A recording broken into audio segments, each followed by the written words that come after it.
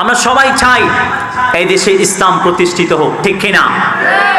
আমরা 1971-এর আগে আইয়ুবের শাসন দেখেছি।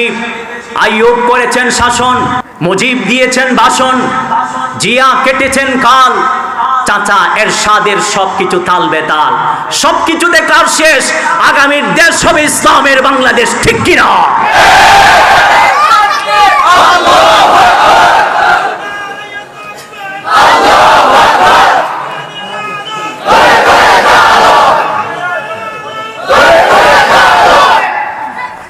এদেশে ইসলাম প্রতিষ্ঠিত হলে অনেক রামবামরা আছে, ইসলাম এবং মুসলমানদের শত্রুরা আছে, তারা ভয়ে আছে, তারা বড় বড় বোতল খেতে পারবে না। সেজন্য দ্বীনে ইসলাম প্রতিষ্ঠিত হোক তাদের সহ্য হয় না, তারা চায় না। আল্লাহ বলেছেন আমি ইসলাম দিয়েছি, রাসূলকে হেদায়েত সহ দ্বীন সহ এজন্য প্রেরণ করেছি, লিইয়ুযহিরাহু আলাদ দ্বীনি কুল্লিহি, সমস্ত তন্ত্র মন্ত্র জীবন আদর্শ ধর্মের উপর ইসলামকে উদ্ধার করবার জন্য।